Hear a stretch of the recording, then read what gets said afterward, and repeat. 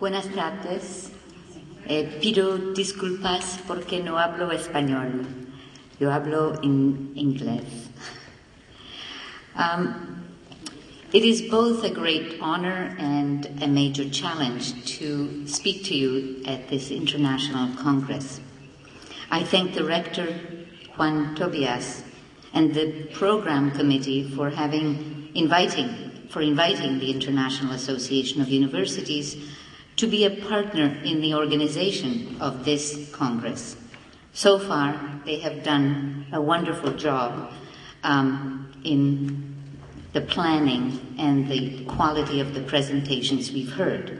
I also bring warm regards from the President of the International Association of Universities, Juan Carlos de la Fuente, who regrets deeply not being able to be with us.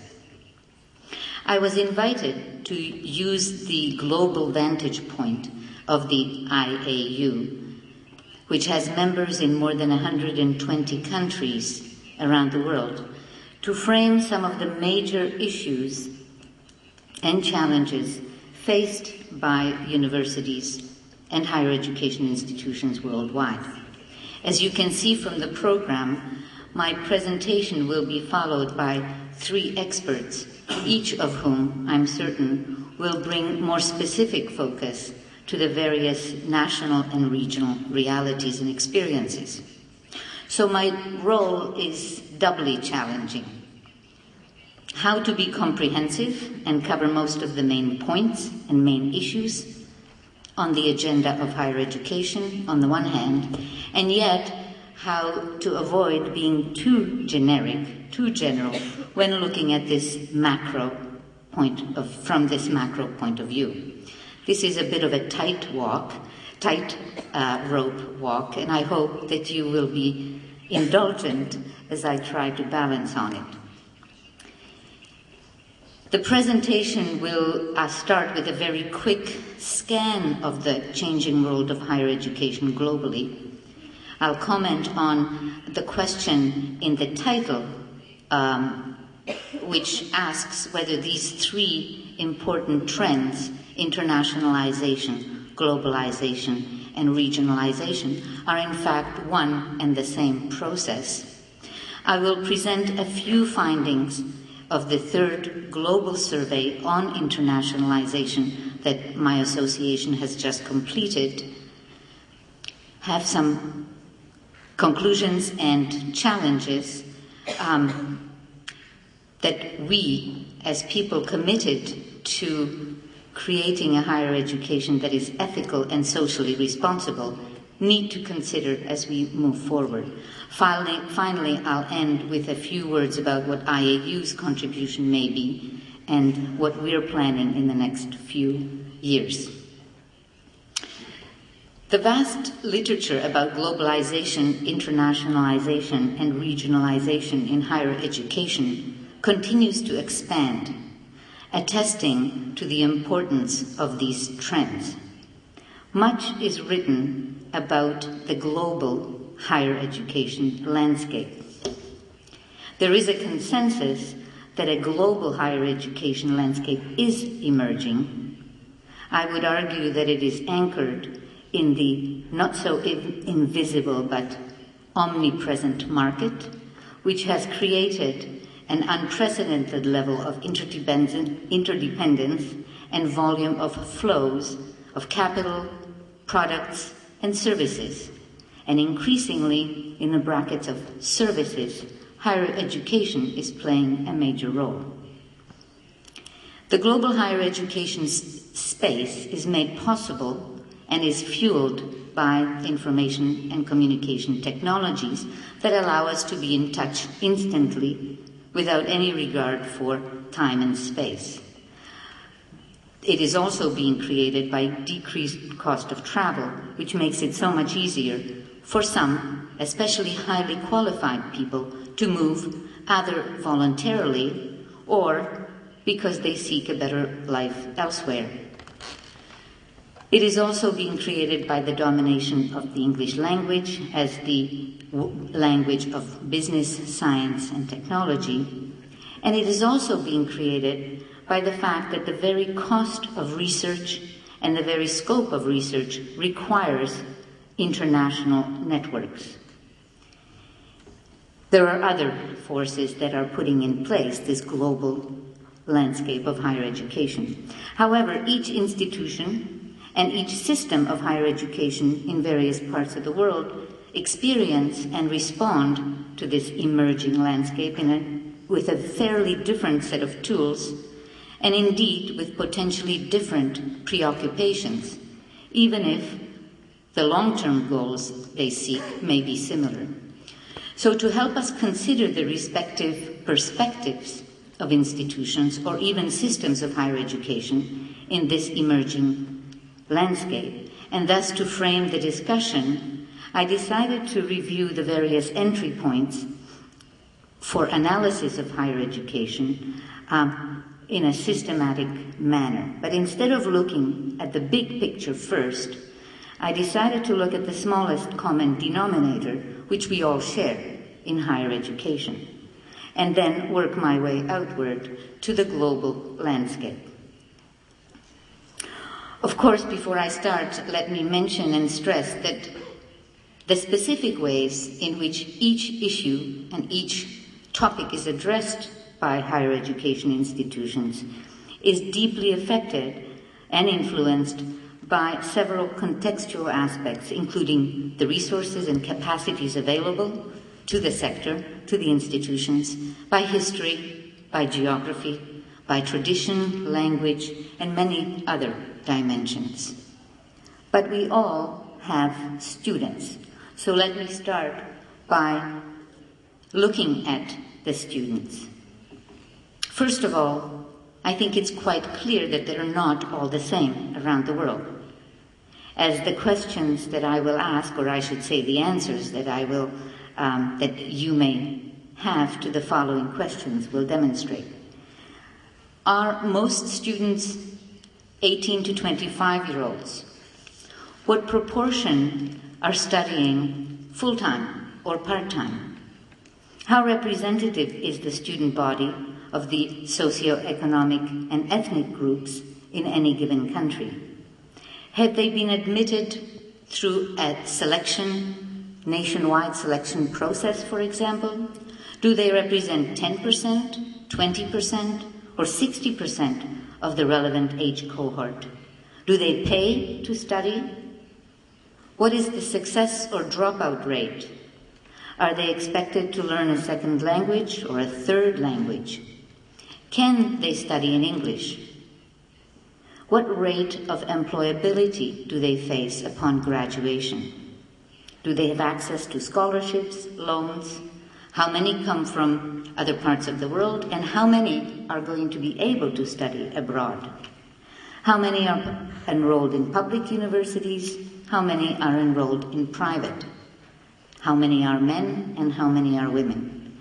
All of the replies to these questions differ rather widely, with participation rates, for example, varying from close to 5-6% in some countries of sub-Saharan Africa to close to 60% participation rates in countries in Northern Europe. The size of the enrollment in public or private institutions varies tremendously, with European universities still largely in the public sector, whereas in Latin America, for example in Brazil and Chile, it is the opposite. The right to select students at the end of the secondary school differs between countries and might color development of policy in these institutions. So all of these dimensions pose different challenges to higher education leaders as they set objectives and develop reform strategies. Though I think we can all say that expansion and growth, as well as increased diversity of the students, characterizes most systems. The expansion is also visible at the global level. In 2007, there were a total of 153 million students studying at the tertiary level. This number is 51 or 2 million students more than were studying in year 2000. So it's a very recent and very fast expansion. I can also say that the enrollment levels in the public sector are increasing more slowly than in the private sector. If we look at the programs and faculty members and departments, there too we see a variety of challenges and issues that institutions are confronted with to varying degrees. But some of these issues are similar across the board. Most institutions are having to answer the questions of relevance, changing demand both from the students and from the labor market, and these two are not always the same. They are under pressure to identify what their students are learning or to identify learning outcomes. They are increasingly under pressure to respond to quality assurance requirements and in fact fit their programs into sometimes national and sometimes regional qualifications frameworks. They are under pressure to develop faculty performance measures, to push and to contribute to the overall attractiveness of the institutions. They have to balance, and it's getting very difficult, between the amount of emphasis they place on research and the amount of emphasis they place on teaching. They're under pressure to improve pedagogy, embrace interdisciplinarity, and create curriculum that is more and more flexible, including through the introduction of modularized approaches and credit transfers. In terms of the faculty members, in some parts of the world, they're facing challenges of aging faculty, whereas in other parts of the world, they're facing the challenge of brain drain and the competition for star faculty members. In other parts of the world, it is just a matter of finding sufficient numbers of qualified people to teach and undertake research. If we look at the institutional level, we also see many pressures on the institutions.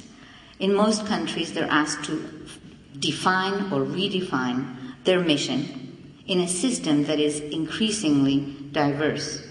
Institutional governance models are changing, often integrating and most of the time integrating external stakeholders for the first time. New public management methods are being adopted in universities. Massification is a reality for most institutions in the public sector, where funding models are also changing, moving towards contract funding or block grants. Financial autonomy or autonomy is being redefined, and in some cases this autonomy means being able to find one's own resources more easily. Institutions are required to balance issues of growth, expansion, and accessibility with the maintenance of and improvement of quality, and they're expected to deliver on both fronts. National and international rankings, or the reputation race, is exerting a strong pressure on the research nexus, research teaching nexus in most institutions. There's a growing competition for students, for the best students, and there's a competition for star faculty as research funding is becoming scarce. There's an exercise in branding the university and identification of niche programs that is taking place. Overall, the universities are under pressure to remain relevant and demonstrate return on investment, often with a very utilitarian and short-term definition of relevance. In some parts of the world, demography, resources, and the pursuit of competitiveness are leading to international alliances and many institutional mergers. At the global level, the number of institutions of higher education is also continuously growing. As of 2010, in a publication and database that IAU produces, we count 17,000 university-level institutions of higher education around the world. The systemic reforms that are underway are, in a sense, reflecting all of the things that I said about the institutional level. Most of the reforms are responding to both national and international or regional pressures. Reforms usually touch on the ways public funds are spent or allocated or distributed to institutions, most of the time seeking to align national priorities of competitiveness and economic development, innovation, and social cohesion, or all of these simultaneously. Reforms cover areas such as autonomy, as in France and Japan, for example. They have just introduced or recently introduced new laws on autonomy, although they're quite different one from the other. They cover issues of governance, as I mentioned already. Denmark, for example, has just introduced new university boards, as has Lithuania. Quality assurance measures are changing all the time. US has had quite a debate on accreditation and quality assurance in the last 2 or 3 years. Australia has now created a brand new agency for quality assurance. Many reforms have as their objective institutional differentiation and diversity, the promotion of expansion of access, as in Brazil and India recently, creating new instruments for improved and more equitable access. Greater efficiency is being sought in some countries. For example, Sweden and Finland have had many institutional mergers among their institutions as demographics are turning their institutional capacity into surplus capacity. Often, these reforms aim to adjust at the system level to the massification of higher education and to ensure that institutions and countries perform better in the various national and international rankings and ratings.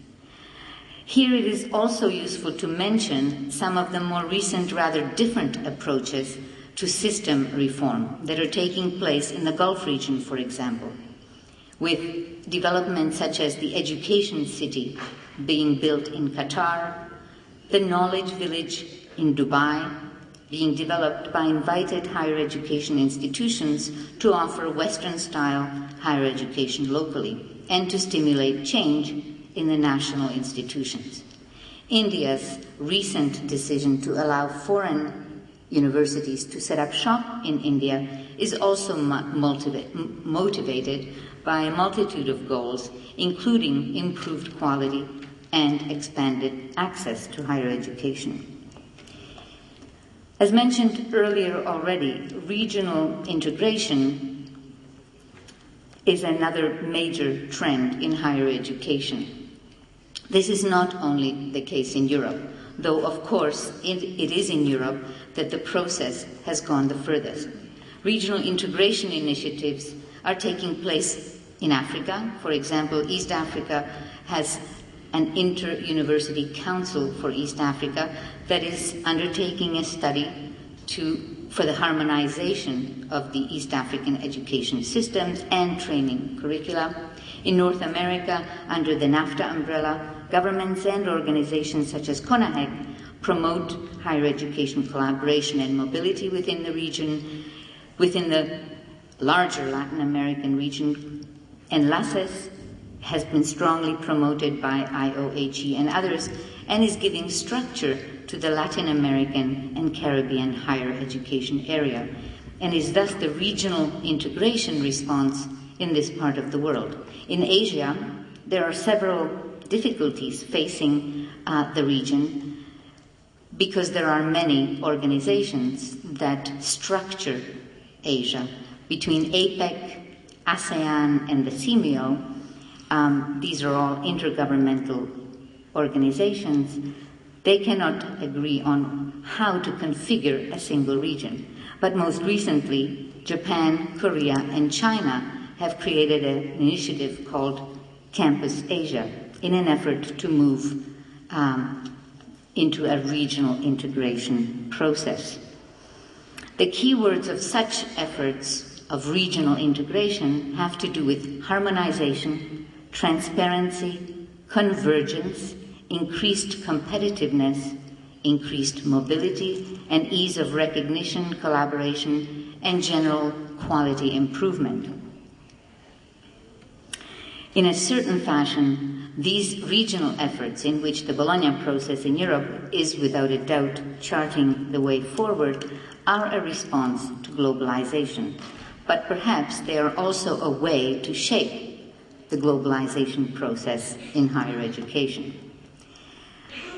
We've seen in this global higher education landscape a growth in the number of associations and networks.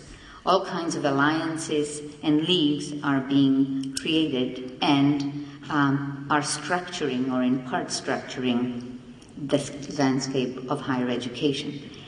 Now finally, moving to the globalization or the global landscape, which is the most macro level dynamic that is changing higher education, while it is also being shaped by it.